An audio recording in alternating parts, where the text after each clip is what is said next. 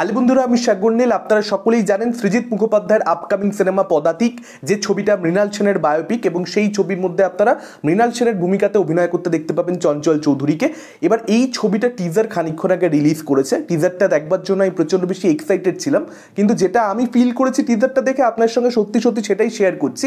কিছু টিজার হয় যেগুলো দেখে আপনি বুঝতে পারেন যে আচ্ছা ছবিটা ভালো হতে চলেছে, বা আপনি বুঝতে পারেন যে না ছবিটা ভালো হবে না, বা ছবিটা অ্যাভারেজ হবে, ঠিক জমলো না। এই টিজারটা এমনই হয়েছে পদাতিকের, যে টিজারটা দেখে না আমি কোনো একটা সিদ্ধান্তে পৌঁছতে পারছি না, যে কারণে নর্মালি আমার রিভিউ যে সময়টাতে এসে যায় তার খানিকক্ষণ বাদে আসছে, কারণ আমি বারবার দেখলাম। আমি ঠিক কিছু ফিল করতে পারছি না যেটাকে কি ভালো টিজার বলবো না খারাপ টিজার বলবো। এমন কিছু নেই টিজারটার মধ্যে যেটার জন্য টিজারটাকে খারাপ টিজার বলা যায়, আবার সেরকম বিশাল কিছুও নেই যেটার জন্য খুব ভালো লেগেছে টিজারটা, এই কথা খুব আনন্দের সঙ্গে বলে দিতে পারবো। যেভাবে টিজারটা শুরু হয় সেটা ডেফিনেটলি অডিয়েন্সকে একটা চমক দিতে পারবে, এবং একদম শেষ ভাগে মানে টিজারটা যেভাবে শেষ হচ্ছে সেখানে মৃণাল সেন অর্থাৎ চঞ্চল চৌধুরী শুয়ে রয়েছেন রাস্তার মধ্যে এবং তিনি বলছেন কাট।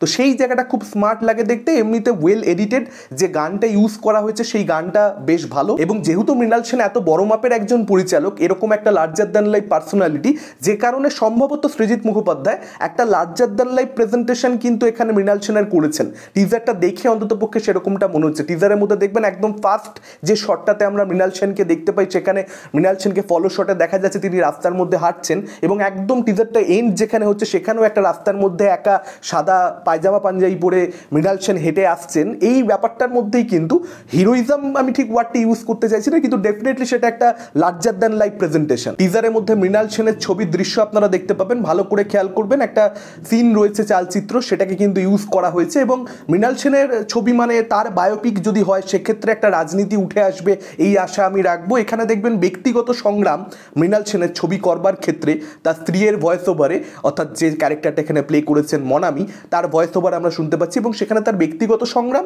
এবং তার সঙ্গে সঙ্গে কোথাও একটা সে মানুষের সংগ্রামের গল্পই বলবে তার ছবির মধ্যে, সেই দিকটাতে কিন্তু আলোকপাত করা হয়েছে। এখন এইটা কতটা ভালোভাবে ফ্লেশড আউট হয় ছবির মধ্যে সেটাই দেখবার মতন ব্যাপার হবে। একটা প্রশ্ন সকলেরই থাকবে যে চঞ্চল চৌধুরীকে কতটা মৃণাল সেনের মতন লাগছে।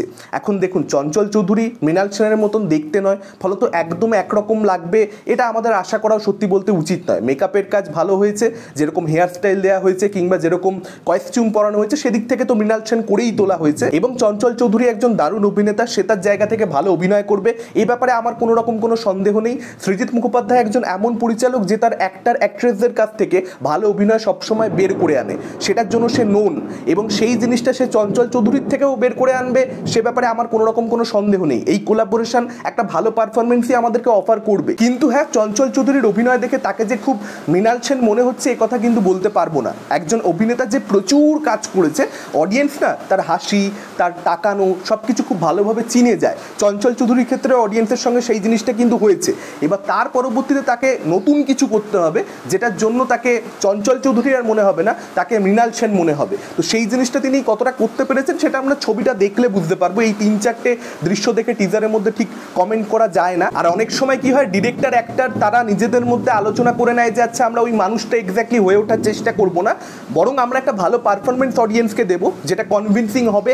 ছবিটা দেখতে দেখতে 10 মিনিট 15 মিনিট অডিয়েন্স যখন একবার হলে ঢুকে যাবে তাদের বিশ্বাস হয়ে যাবে যে আচ্ছা এটা আমরা মৃণাল সেনের জীবন দেখছি। চঞ্চল চৌধুরী এই 2 ঘন্টার জন্য আমাদের কাছে মৃণাল সেন। এবার আমরা গল্প আর স্ক্রিন প্লেটা এমন করব যেটা মৃণাল সেনের যে জীবন কিংবা তার যে লেগাসি, তার যে ছবিগুলো, সেটার এসেন্সটাকে পুরো দমে মেনটেন করতে পারবে। এবার সেটা সৃজিত মুখোপাধ্যায় করতে পেরেছেন কিনা সেটা তো আমরা ছবিটা দেখলেই বুঝতে পারবো।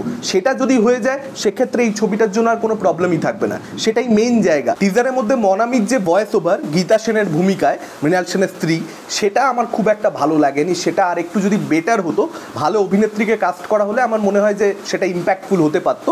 মনামিকে আমার খুব যে মানাচ্ছে গীতা সেন হিসেবে, তাকে যে খুব মেনে নিতে পারছি এ কথা একেবারেই বলা যাবে না, এবং টিজারের মধ্যেও খুব একটা ভালো লাগলো না।